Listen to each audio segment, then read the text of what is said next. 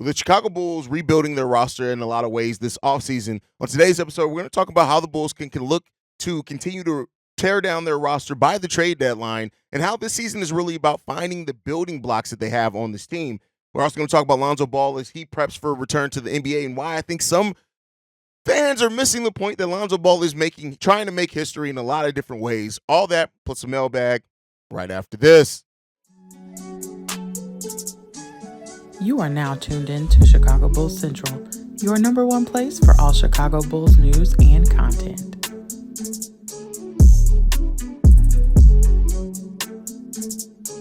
What's going on, Bulls fans? Welcome to another episode of Chicago Bulls Central, your number one spot for everything Chicago Bulls related. I'm the host, Terry Hayes, but more importantly, you guys can follow the channel at Bulls Central Pod on every social media platform we happen to be on. With that being said, let's go ahead and get into this content for today, y'all. So the Bulls have done made a lot of changes to the roster. Alex Caruso's gone, on this roster. In is Josh Giddey. Andre Drummond's gone. Is Jalen Smith. DeMar DeRozan's gone. In is Matas Bucilis, right? And then on top of that, you're still hoping to maybe look at trades for Zach LaVine, Nikola Vucevic, Torrey Craig, maybe even Javon Carter when it's all said and done, right? A lot of the veterans on this team, the Bulls could be looking to. And that's the question that we're talking about on today's episode, is that how much will this teardown continue for the Chicago Bulls? I've talked about on a few previous episodes or alluded to the fact that do not be surprised if this or even some of the young players on this team may be gone sooner rather than later. But I want to play that as a cautionary tale. While I do say that I could see that happening as this team is looking to kind of, rebuild and see who is and who can be a building block of this team going forward into the future. At the same time, this Bulls team cannot rush the evaluations of the young players that have already been on this team because of how drastically their roles could change over the next handful of years. And that is the thing that I kind of want to focus on in this, right? Is that when you look at it, like when we made our trades, when we moved on from players, when AK initially came in here and they wanted to do their evaluation of the roster, when you look at it, a lot of those players end up still being solid NBA players. Daniel Gafford, still a very good NBA player, somebody who got a huge deal that I don't think he would have really ever got with the Chicago Bulls. But look at what he did and how he contributed to a Dallas Mavericks team going on a finals run. Now, yes, they have Kyrie Irving, they have Luka Doncic, players that the Bulls did not have players that caliber, but still, right? You look at Lauri Markkanen, and I know that's a big sticking point right now and a talking point for a lot of Bulls fans is how Lauri's rounded out his career, being an all-star in that Western Conference, still being a player that has been injured a lot over his career, still being a player that puts up really good numbers, but the team hasn't quite won enough. Now, that's not all on Lauri, just like it's not all on LaVine, but those things are still there, right? These are players that the Bulls traded away that ended up being something, right? Now, you have your Chandler Hutchinsons that were also traded. They ended up never really turning or amounting to anything, right? Doug McDermott ended up having a solid NBA career, right? But we're starting to get too far into the weeds and we're getting into the Doug McDermott. But the AK and Eversley came into that first season with the Chicago Bulls and Billy Donovan as the head coach, and they knew they were going through an evaluation year. Now, the way that they evaluated some of those talents, Wendell Carter also is one that I didn't mention in there, is they evaluated some of those pieces, and then they decided to make trades to make the team better then, rather than even recoup draft assets for those younger players and build organically through the draft, right? And so that is something that I hope that this front office does not do. I know we have Kobe White, who is 24 years old, is going to be 25 during this season. You have Ayo Dosunmu as well, who's right around that same age. And while their deals are up at the end of next season, I do not want to see the Chicago Bulls try to rush this process and get to a place now where you are contending, and therefore you may trade off some younger players that have been disappointing so far in the Dalen Terrys, and not because of him. We just haven't seen a whole hell of a lot of them, right? I don't want to see that the Chicago Bulls make the wrong evaluations again. Now, I've talked about as well several times that you also can't be paralyzed by the fear of making the wrong decision, and then that ends up in non-action, and then you don't take advantage of the players that you have there as well. So it's a fine line that the Chicago Bulls have to walk in doing this teardown, this rebuild, whatever you want to call it. They have to be careful in that. But throughout this, you have to be trying to see who can be building blocks of your future. Matas Bucilis is going to be a building block of your future regardless, just by the nature of you just drafted him. They're not giving up on him anytime soon, and they shouldn't, right? I want to be clear on that. Josh Giddey is a player that, with him hopefully playing well, having the ball back in his hands. They are going to look to extend him at the end of the season. He's going to be here for a little while as well. Kobe and Io, they're locked in for another year after this season. But again, don't rush that out. If you get offered a deal next year by the trade deadline, is them being expiring and teams being willing to extend them, cool. Now, the Bulls may very well look to extend those guys before, especially if they can get Zach LaVine, and Vooch will be off the books anyway. This is the last year of his. No, he has 1 year left on his deal after this one. Almost made a mistake there. So, they could be looking to, move Vooch as well to kind of create that space so they can sign these guys to contract extensions, which isn't bad either, right? And that's something that the Bulls also need to look at. And that's something that some of the better teams around the NBA are starting to do. You lock in your player for an extension, and then if you do, like the Cleveland Cavaliers did it with Jared Allen, right? They extended him. They still are reportedly could be looking to move him by the trade deadline. And so because of that, you've locked in that value and you've actually put yourself in a situation where it makes it more favorable for teams. He's locked in for years. You get more assets back in that case. So the Bulls just got to find this fine line between what they're trying to do, evaluating, and rushing it. You do not want to rush this evaluation period, at least not in my opinion. If you rush it, you can find yourself on the wrong side of things yet again, to where some of these guys don't look the best now, but then you end up moving on from them and they go to a situation where they can develop, and then you're stuck, right? You're once again looking at giving up a talent that another team gets to recoup the groundwork that you laid. And that's why throughout this evaluation period, throughout this teardown of the Chicago Bulls, or whatever you want to call it, the key thing that they have to be able to be willing to double down on is player development. Not only through your player development staff, but through the coaching staff that you have here, the two new assistants that you brought in that have both been heads of player development, right? You have to be focused on putting these players in the right situation. Now, some of that is still trying to win, right? You're trying to compete. You're seeing who and what, how many of these guys are actually contributing to a team that is still going to try to win basketball games. This is not a team that's trying to bottom out. This is not a team that's trying to tank to get to the bottom. This is a team that is trying to compete. And I know that puts the Bulls fans in a situation where they're looking at it and saying, but the top 10 pick to the Spurs, we got to keep the top 10 pick to the Spurs. And I understand that. But at the same time, you have to evaluate this talent. And the best place to do that is when you're actively trying to win basketball games, at least in my opinion. So when you look at some of the players on this team that the Bulls are hoping are going to be building blocks, it's 8 players. And that's a lot to have as building blocks. Of course, the Kobe Whites. Of course, the Io DeSumus, right? Then you get into the Modest Bucilas, the Josh Giddey, right? And then outside of that, Jalen Smith. They're still looking to see what he can be. Julian Phillips, Dalen Terry, Arnold Batum, right? There are a lot of players still on this that have barely begun to really scratch the surface of what they can be, right? Patrick Williams is still on that list. Don't overlook Patrick Williams. You gave him the deal, and you're trying to see what you can get out of him as well. But make no mistake about it. If Patrick Williams continues to disappoint, right? If they're disappointed by his performance, he could be doing exactly what they want him to. It's going to be another situation with that as well, right? So just the Bulls can't rush this, man. And that's just the overarching thing. You cannot rush this. You've now picked this path, and I get it. Bulls fans' taste to be bad for a while is not there. I mean, hell, we were bad when we were trying to be good. And that's something that, that's unique to Bulls fans. But I get it. But we cannot rush this process. And same thing with fans. Fans, you guys got to stop trying to rush the process as well. Because you know what? We got a voicemail on that. I'll get into that in a second. So I want to move on to the next topic, and that is Lonzo Ball. Now, you guys know I'm in the weeds. I talk to you guys all the time in the comment section, and there's probably a vocal minority, but still vocal nonetheless, of Bulls fans that still look at this and say that Lonzo Ball, I think that Lonzo Ball is going to come in here and be the guy who he left. I think people don't really realize is that Lonzo Ball has had 2 experimental surgeries that no professional athlete has ever returned from, ever. Lonzo Ball would be the first. And then when you look at the history of athletes who are the first to get a surgery, it just isn't good.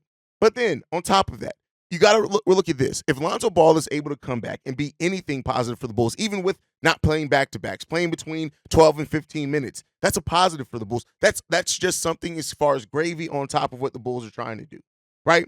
He's playing in scrimmages. He's been cleared for scrimmages, and I get it. You hear 5-on-5, and that makes you think, hey, this guy's ready to return to the basketball court, and he's not. He still has a long road ahead of him before he's physically ready to return to the NBA. And then even when he does, his body has to adjust being back in the NBA, and that is still going to be something that takes some time, y'all.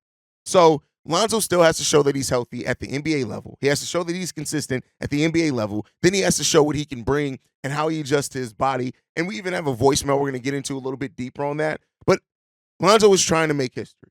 And I, for one, hope that he can make the history, but don't think that Lonzo Ball being healthy and cleared and ready to play in NBA means that you're getting the Lonzo Ball back that left. You're not. And for anyone who says, well, Lonzo's better, we don't know. You don't know how a player is going to react to it. You just don't know. You don't know. Brandon Roy was completely cleared and to play basketball, and he looked like shit. Like, just to be quite honest. Jonathan Isaac is completely cleared to play basketball, but he can't play over 16 games, even though he's one of the best perimeter defenders now in the NBA, right? Sean Livingston was cleared to play basketball, but couldn't play in the NBA. He had to go overseas, relearn his body, and come back and play. So the expectations that a lot of Bulls fans are putting on Lonzo are either that or their distaste of Josh Giddey, or that or remembering the good times that we had between Zach LaVine and Lonzo Ball, and then letting them make them think that we're going to get right back to that. It's not happening, people. It's going to be a long, grueling process. And give Lonzo, but also give the Bulls a little bit of grace throughout that process. It's going to take time. And we'll see how Lonzo comes out on the other side of that. But with that said, it is Saturday, so this episode is mainly built around your voicemails. Let's go ahead and get into the first one. This one is from Ace. What's up, Hayes? This is Ace calling in. I was calling in just to, talk about the lineup situation since we got a lot of guards on this team. And I've been seeing a lot of footage of Lonzo Ball, and he looks, I know they only going to show the good things on TV, but he looks absolutely amazing in these workouts. Like, his handle looks better, his jump shot is the same. His IQ didn't go anywhere, but, he looks absolutely amazing. I think that there is a world where Josh Giddey, Lonzo Ball, and actually Zach LaVine can play together in that starting lineup if he shows proof. Not right away, of course, but if he shows that level of defense and IQ and it looks like he's ready, you could put Lonzo at the 3, and him and Giddey can share the ball handling duties and the passing. They're both great rebounders, both great, Lonzo's a great shooter. They're both great passers, hell of a passers. And of course you probably want to throw Patrick Williams in there, and if Patrick Williams comes out timid like he did last year, you gotta give Modest a chance, let Modest go in there and do his thing. He's a longer 4. I like him at the 3 as well, but I think he's got the length to play 4. And then here, I like to see the young boy that just came in from Indiana. I forgot his name, but I like to see that lineup together. That young boy from Indiana, Modest, Lonzo Ball, Zach LaVine, and Giddey. Just giving my take on that. All right, y'all take it easy. Peace. All right, so here's the thing. You say put Lonzo at the 3, and this is where we start trying to figure out something rather than really look at the facts. Yes, Lonzo Ball was able to guard multiple positions before he went down. And yes, he is a tall point guard. Make no mistake about that. And he can play off ball some. But that was all before. Lonzo has a doubly reconstructed knee. There are 2 things in his knee that did not start out in his body that came from a dead person's body. That's a meniscus, and that's already bad enough, and cartilage. That's already bad enough. 2 experimental surgeries. So, no, I get it that you can see theoretically, but the thing is that we don't even know who Lonzo or how Lonzo Ball is going to play upon his return. So to say that we can see a starting lineup between Josh Giddey, Lonzo Ball, and Zach LaVine, first of all, why would you want to see that? That's something that you try to do if this team was still like a team that was competing, right? We're a reconstructed team. No, I'm not saying that you won't see some lineups of Josh Giddey and Lonzo Ball out there, but to say that put that in the starting lineup, I'll tell y'all this right now. If we get to the point of Lonzo Ball starting games for the Bulls this season, something has gone terribly, terribly wrong. Period. I get it. I have the hopes, and I hope Lonzo is able to come back, but we have to put a realistic cap on what Lonzo Ball having a healthy return this season looks like. A healthy return for Lonzo is not playing 25 minutes. It's playing 15, 13 minutes per game, right? That's what it is. It's not playing on back-to-backs. It's not that either, right? That's not what this return is going to be like for Lonzo Ball. And I think for some people, this isn't coming at you, Ace, they just don't realize how much this ain't 2K.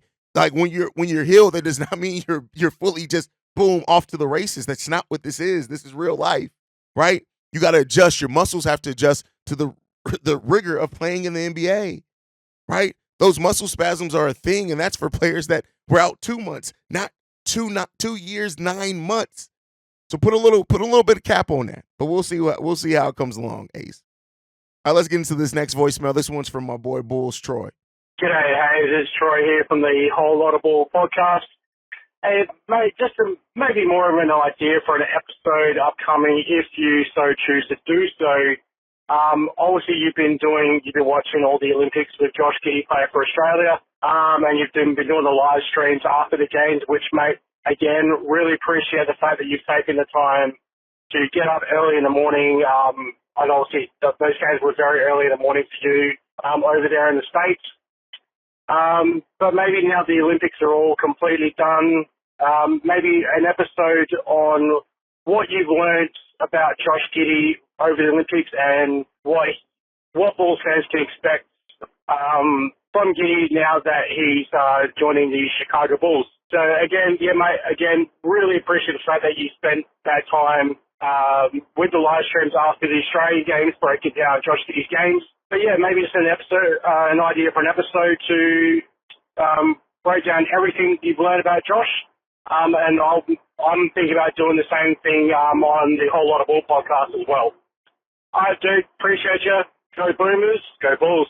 See you, Red. Spending this offseason breaking down Giddey's game has been an eye-opening one for myself, and hopefully for a lot of Bulls fans as well, right? Because a lot of the narratives around Josh Giddey, when you look at the basketball court things, you can tell that they aren't the same. And that a lot of that was based off the narrative around the specific situation that Josh Giddey found himself in. Now, there are some legit criticisms of saying, like, okay, well, if Josh Giddey is only effective on ball, how much is that going to put the Bulls in a bad place when you have so many guards that we have on the roster, things like that. So those are definitely things that, you know, are fair to ask and fair to look at. But at the same time, like, Josh Giddey is a very, very good NBA player. And he has tremendous upside. It's still only being 21 years old. That is great to see from a player like Josh Giddey. We just got to continue to see him grow. And so, like, when I created this show, the one thing that I said is I want this to be a one-stop shop for Chicago Bulls news, Chicago Bulls fans, everything.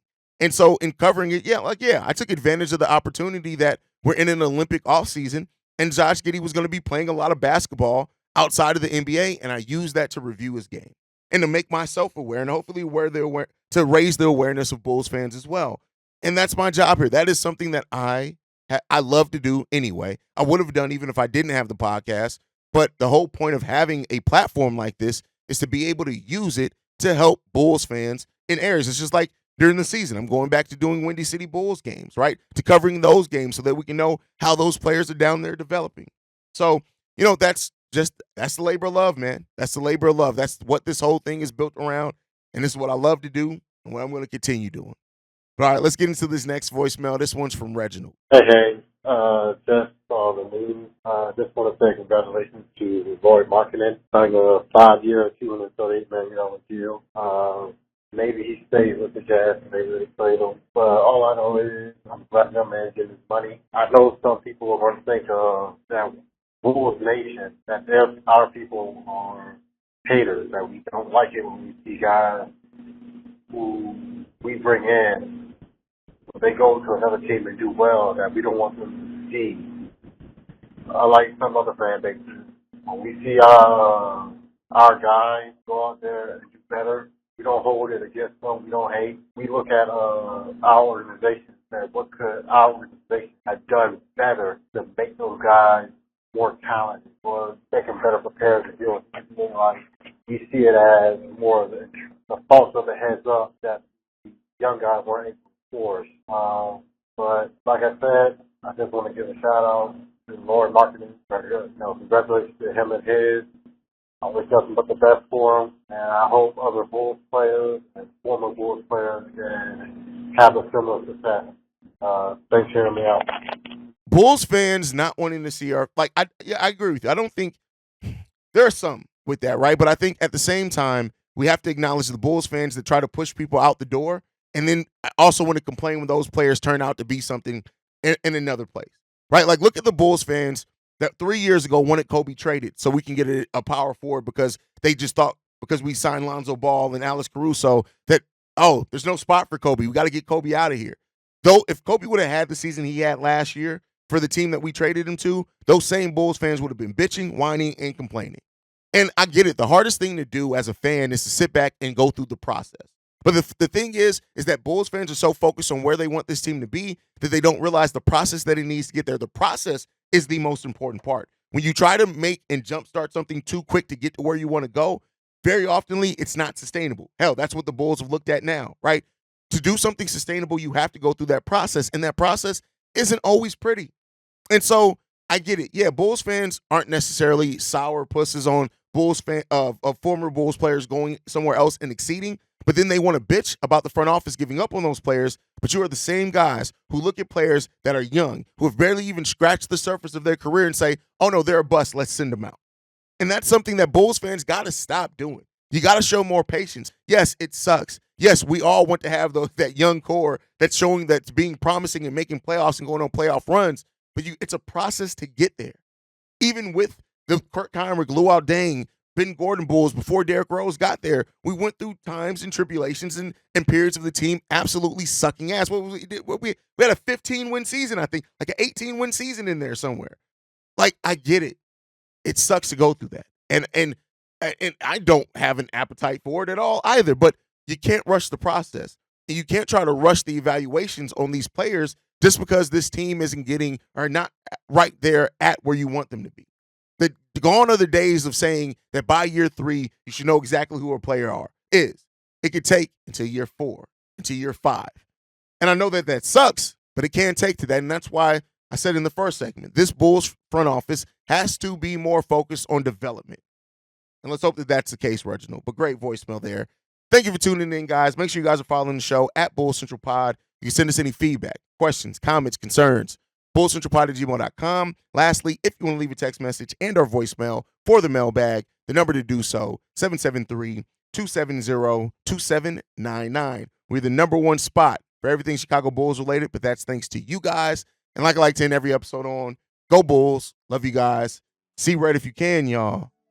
Peace. This has been a presentation of the Break Media.